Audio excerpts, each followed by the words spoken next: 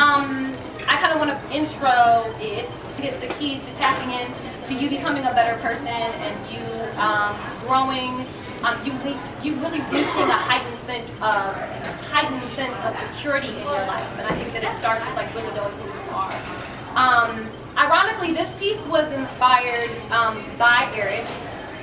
Originally. So the original version of this piece was about how when I first met him, you know how you meet a guy and they're all mysterious and like they try to act like they're real complex and they've got a lot to them. And I think that that's all part of like the game. I don't know what that is. But so the original piece was actually me making fun of him because he was so like, people don't get me, man. I'm so hard to understand. And so I wrote a piece to make fun of him, and it was basically about like, you think you're so complex. You're not complex. I know you. But then again, like my publisher said, you take it from the bottom level and you see the bigger picture. So this piece actually turned into one of my favorite pieces in the whole book, and Hassan says it's one of his too. It's called Identity Crisis. He loves it. And so that means a lot to me that he likes it a lot. But in the book I talk about actually it moved away from being about Eric and being this smooth dude to about actually about women, about how I would notice the women that I would meet when we would clash. I think a lot of it had to do with we both had such strong defense mechanisms. And for whatever reason, I meet a lot of women that are dynamic. They're really like powerful figures in the community. Most of the times they have a really hard outer shell. And so I always try to figure out like what happened to you to make you that way. And then even women that aren't in the face of the community, a lot of times if you just meet people throughout your life, if you think about it, if you're not, you know, like if you don't do anything where you're like the face, so you have to get up and speak. But if you just think about your life and go back to those people that were mean to you and for some reason were not nice or pushed you away, my mind, when I meet people like that, I always want to know what happened to them to make them that way. What makes you mean and say nasty things and talk about people behind their back? What makes you do that? And even on a much bigger global level, like what makes people kill? Like what got them to that point where they felt like that was the last resort? You know what I mean? And so that's some of the things that I think about. And yes, it literally started with him. I'm telling you, like my mind is the way it works. It started about him, and then it went into this big thing about like why do people guard themselves so much to the point where they literally will let nobody in. And I have a theory about why they do that, and I'm gonna come along. My good friend, give it up for Kelsey.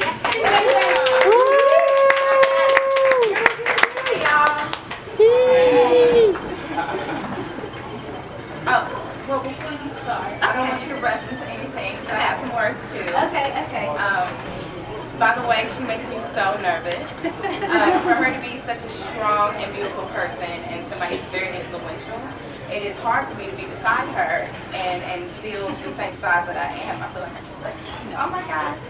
Because you're very, very strong. And you have so many things to say and so many things to show. And I told you you would be famous to God. God always makes you famous. I love her. Oh, she was look at that. Okay, so you just want to start? Yeah. Alright, y'all gotta forgive me. Like I said.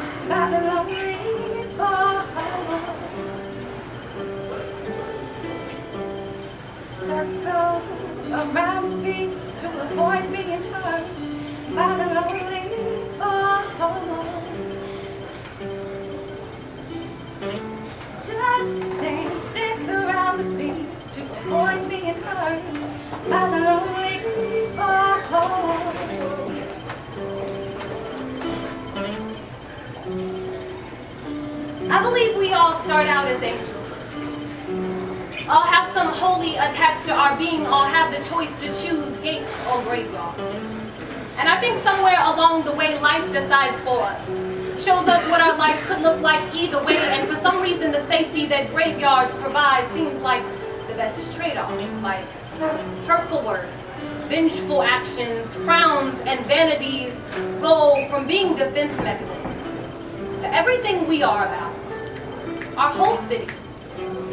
It starts when we are kids. We notice how this whole thing works. We are afraid of the dark, afraid of monsters, afraid that they will eat us whole and in school. We are afraid of bullies, afraid that the words in fist will tear right through us, and eventually we realize our whole childhood has been spent being afraid, being on the wrong side of good the whole time. We believe that there's more power in the dark than in the light, because you are powerless when you're afraid, but a kid or anyone can only be punched so many times before they build a wall so thick they don't know the difference between it and their skin.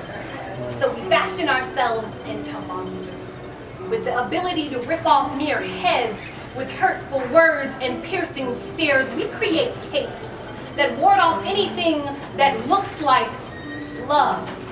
We learn that coffins and closets are better psychiatrists because the dark listens really closely, but the light is so loud, so lovely, broken, can't survive their life. Has severed us into a monstrous mosaic. Every heartbreak, every heartache, every letdown has made our hearts disfigured.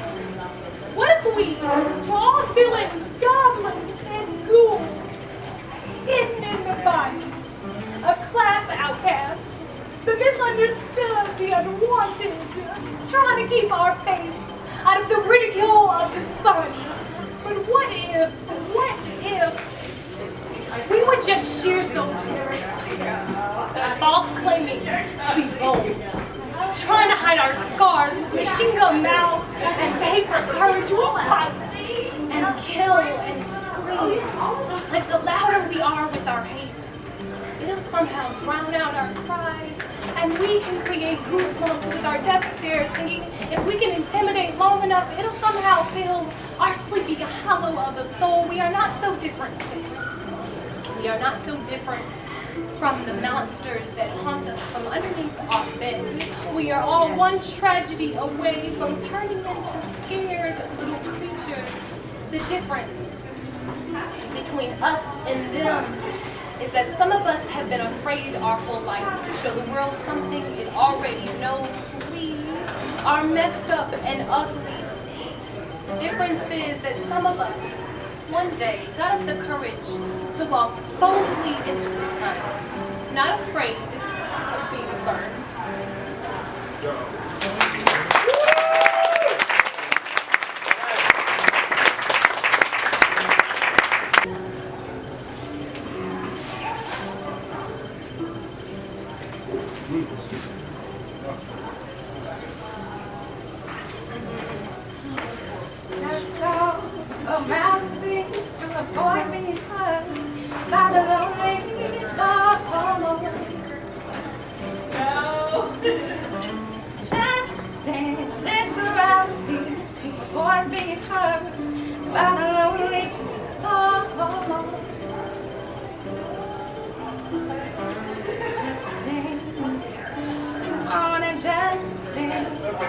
Avoid the truth. Just things. Come on and just things. Avoid who you are.